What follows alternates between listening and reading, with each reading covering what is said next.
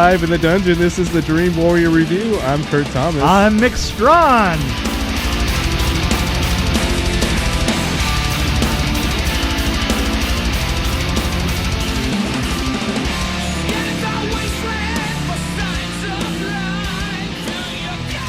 Netflix, they've only impressed me twice, I think.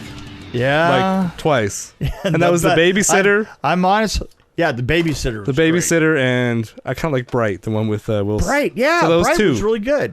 And you know what? Maybe the one with... It's funny. They come up... Tuesday. Bright, Monday, Tuesday. Bright. What happened to Monday? Those three. What happened to Monday? Right, yeah. Bright comes up all the time as being a truly successful Netflix film. And so, I'm with them. Other than that, they kind of shit the bed all the time. Yeah, and this is a real big turd. Man, this is Rim of the World. Give us... Hit it! I wanted to like it. Yeah, I wanted to like it too. 4 misfit teenagers join forces to save the world when an alien invasion interrupts their summer camp. So it started off like a wet, hot summer kind of... What's that? The Hot American Summer? Hot American Summer. But with the Little Goonies mixed in. And it was horrible screenplay. Yeah. You had the rich kid getting ready to go to camp, and you had the medium kid getting ready to go to the camp, and then you had the girl that comes from another country that just walks into a cab, and it was just And this is I don't know who the target audience is. This is another thing with Netflix. Looks like it's supposed to be targeted towards like maybe tweens or teenagers. Yeah, but there's content, dialogue, there's words, there's profanity, there's violence, there's sexual references that you wouldn't want your kid to see. Here was what I got the feeling. I got the feeling that they were trying to do an It. Yeah. Yeah. And Sci-Fi It. A sci-fi version of It, and boy, you talk about it not working. Yeah. It not working. They were trying to do It, and it didn't work. And then they had a younger version of Kincaid from which I had some issues with Kincaid. Right. But at the time, okay, I kind of can... But, I mean, we've come this far. Do we still have to have a caricature of what a white person thinks a black person is supposed to act like? True. And rich... I just didn't like that kid. Well, yeah, but... Over-sexual. He was a rich black guy. The way he talked, the way... I don't know, it just annoyed the hell out of me. Yeah. Then an Asian kid that doesn't talk. Yeah. And well, she was actually... I liked her. She was. I was going to say, but she was my favorite character, too. But the special effects sucked ass. Oh, my God. The optical effects of the smoke. Here's the thing. I was looking at and I actually rewound it. They had this wide shot of like looking down on the town, right? Yeah. Looking down on LA. Yep. And smoke. And as the smoke rises, you could literally see it breaking apart like in chunks. Right. And then this chunk would then move up here. Yeah. You could see the algorithm Digital. rebuilding the smoke as it went up, and I was like, "Oh, that's really bad." I mean, it was terrible. I feel like they should have animated that and animated the creatures. Yeah. Kind of like a Howard the Duck kind of thing. I think they kind of stop motion the creatures for the most part, didn't they?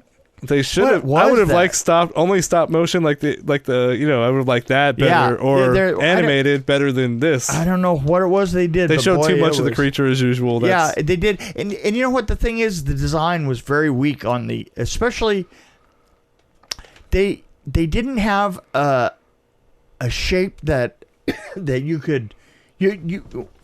One of the things that you have to have is a truly recognizable shape that looks like something, you know, especially the thing that had the multiple legs. It didn't even look like it would go in the direction that it did. There are too many variations. Oh man, it was terrible. And then the spaceships, they were pretty bad. Oh, and remember the bleeding on the Morse key? Yeah. Oh, how bad can you get? So and they had a dance, but they did have a dance break in the middle of it, which I thought was just terrible. And I tried to. If you don't take it too seriously, I was like, okay, maybe they're just trying to make it goofy on purpose. So I tried to take that attitude, but it didn't work for me. They weren't. It was really goofy. Because it wasn't. Dialogue was terrible. Yeah, the dialogue. Everything was awful about the look of everything sucked. And it wrapped up really quickly. It's like, oops, here we go, we're done. It did, and the idea of the the thing that was going to save the world, passing from hand to hand and stuff was just. They didn't even do that well. I mean, they should have had like. Because, see, if they were doing goofy gag, right, for instance, they would have had, like, out in the middle of the street, the key bouncing in between the good guys and the bad guys. But they didn't even play that. They just kind of like, oh, God. I wanted to point out that the enemy ship looked like it was put together from carved charcoal briquettes. I mean, it really did. It looked, did. It looked like coal had been mined and just like kind of like they glued it up and said, I think it's a ship. It's like, put it on the string, boys. Put it on the string, boys, and let's shoot it. So it felt like a kid's movie to me, like a kid's show, especially when the guy was on the screen saying, hey, you need to do this, you need to do this. Right. And, but then at the same time, it wasn't targeted towards kids. It was. I know. It was too grown up, I guess. I don't know. It had like war game. It had that war game effect to it, you know. It's it was like they're trying to do a Goonies kind of, like you said, but you know, friends getting into like some mischief and all this stuff happens. There was a sequence in here where a guy they had an explosion right behind this guy and he gets blown and he's got the key and then the key gets back. Yeah. I was in a situation like that, and I just wanted to tell. You were blown up with the key? I wanted to tell a little story about it. Story time. Story time. It's story time with Miq. Story time with Miq. Story time with Miq. Story time with Miq. Story time with Miq. Story time with Miq. We were shooting this thing called Armed Response, and that's the David Carradine one where remember he came up behind us. We were using primal cord to make this dummy like disappear, and he came up behind us with the machine gun, fired it off behind us. The thing is there was so much incompetence to go around during that show but there was this one gag that we had a guy gets blown because there's a battle that is like in somebody's memory, you know, like he's sleeping, like PTSD. So, right, PTSD, and we go to the battle, right, and he's in some Mid-Eastern hellhole. So it's kind of like Jacob's Ladder type. Yeah, kind of that kind of thing, and so we set up this gag, and we're gonna light him on fire, blow him over the rim of this foxhole. And then he lands in the foxhole, but he's on fire, right? And he quickly puts himself out. But so what happens was the director normally turns over the set to the stunt coordinator or the special effects man, right? Mm-hmm. And once they grab the set, then everybody is under their control, right? This is I've taken the set safety, right? Yeah. I've taken the set many times, and everything that you say goes, right? So we start the gag, and he does the run into the ramp, right? And just as he gets to the ramp, the second AD sees one of the cameras jam, and he goes, cut. And it was such a breach of protocol, because usually you once a stunt like that starts, for one thing, nobody else cut but the director, right? But another thing is that you're under the control of the stunt coordinator, and you make sure that you always have to go through with the stunt. So he yells cut. Everybody gets pissed off. The stuntman had already left his point, right? And so he's going through a fire, and he gets caught on fire. He gets caught on fire, and he goes over the trampoline, over the barrier, and he lands where nobody sees him. Oh my God. And he's on And fire. he's on fire. Yeah. And the thing that's really strange is that I was there and I was working the ramp, which was an air ramp. Air ram and I just got up and checked, looked on the other side, but they had put 2 PAs on fire extinguishers, and the PAs had gotten into the argument about. They went over to get into the argument about, well, you can't yell cut on a while the guy just sits there and burns. And I put him out, and it was Kane Hodder. And I finally remembered that. I was like, oh God, that's right. That was where I knew Kane Hodder from before he came on to Texas Chainsaw Massacre. Yeah. Yeah. Wow. And I remember because he had this Corvette that was I think it said fire on the license plate, and God, he was so pissed off. Yeah. He just got in his car and That would be. He yelled at everybody, got in his car and took off. Just still just dripping with pyrogel and stuff like that. But boy, because that hurts. So he was really hot about it. He was, but I wound up putting him out. It's like, and it wasn't even my job. I mean, it's not that you're not gonna do that job when it comes out. Oh, dude, I'm sorry. I would put you out. Right. I would put you out. That's not my department.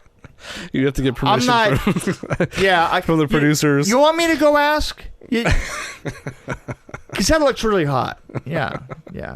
Well, just the image of the PAs getting in the argument with the fire extinguisher Getting sitting into there. the argument, yeah, right. Well, they'd walked away to walk back over to where the camera was because everybody was getting into this like knockdown, drag out fight about. Well, nobody says cut and and I guess nobody thought about the fact that he was just laying there burning. He's kind of upset. He was really upset. So, and I think that he was really pissed at me for putting you out. Oh, well, for 2 reasons. He put a face on the problem. Was my face, right? That's the first thing is this. The guy who put me out like a minute late. Which, even if you're a good guy, you were the guy that put him out a minute late. Gotcha. It didn't matter that I wasn't even supposed to be there or anything. But it's almost as bad as standing there watching him burn. Right. Exactly. And the other thing is he knew that I knew better. Yeah. He knew that, because he's like one of those guys that I'd seen a lot, and he knew that I knew better. Does he understand now? Yeah. I guess we straightened it out when we were on Chainsaw. Yeah. He was pissed. He's really pissed. So how does a camera get jammed? Because is it like the digital card gets like stuck? Wow, I know there's somebody out there thinking really about painful. that. Yeah. There's somebody out there probably still thinking about that. Still thinking about that. Like, how does a camera get jammed? How does a camera get jammed? Because it's just the card, right? You just change out the SD card. It's film. Damn it! They jammed all the time. Well, you know what? I have to say that overall, the film cameras that we used were a lot more dependable than any of the digital cameras that we were using on. Come on, you were there. Yeah, you were there, right? Well, was it the camera that wasn't reliable, or was it the people that were operating the camera? You know what? I'm not going to say. I'm not going to say I am. I just had to ask the question. I'm just trying to. What you have to ask yourself is would it be a problem in 5 years? I'm just stirring the pot. Would it be? Yeah, you are. I know. Would it be a problem in 5 years after they had gained some experience with that? Yeah. Right. Yeah. Good question. Because I'll tell you one thing, you couldn't see that happening on a modern TV show, and they were using the same cameras. So. Yeah. Mm-hmm. So you have to think to yourself, sad. So, well, we'll check on them in 5 years and see. We will. So, rim job of the world. What is your rate this sucker? Darn. Or suck on this rim job. I give it I want to be generous and give it like a 1.6. I, honest God, hated this film and everybody that had anything to do with it. Yeah. I'm not even going to give it a 1. I'm going to go 0.5. Wow. So that wasn't that low. 0.8 because they bothered. I kind of enjoyed parts of it. I liked the girl. She was awesome. So she's the only reason I would give it the 0.8. 1.6 is where I am. Yep. Okay. 0.8. I'm half of you. Half of you. I know, it's scary. But yeah, I think we've done everything. I think we've killed. I think that. So Netflix needs. I've said this before. Some kind of quality control. I don't know what to do. I mean, it's good that they're letting directors and creative people do their thing. They're doing. I've seen a couple of their comedies and stuff. The comedies they're doing pretty well. But anytime they do sci-fi or horror, it's very but you know what, you have to look at you have to look at even Blumhouse does better in some cases, I say. What was the one that we mentioned at the beginning of this, the sci-fi one with was it Will Smith? Yeah, Bright. Bright, yeah. But that was more of a comedy, kind of. It was comedy. It was sci-fi, but it was definitely kind of comedy. It was a buddy film, was what that was. It was a buddy film. I want to see Bright too. Yeah. Some of the other stuff. Well, you did see it. You don't remember? don't even. Don't. You can totally do that to me. I mean, yeah, absolutely. You said you wanted to see it too. Yeah. Like, go watch it.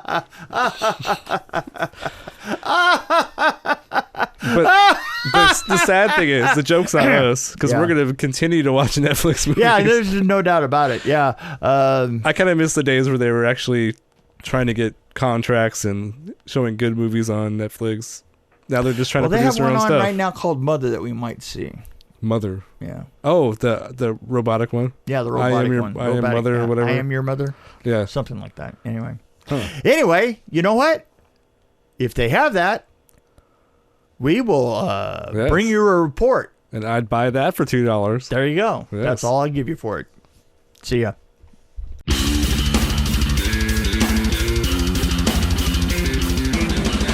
Thanks for joining us on the Dream Warrior Review podcast. Don't forget to tell your friends about us, follow us, and, of course, like us. We can be found on Podbean, which is an amazing app, YouTube, Stitcher, Alexa on any pod, iTunes, Google Play. We're on Twitter as well, at DW Review, and, of course, Facebook. You can find us there.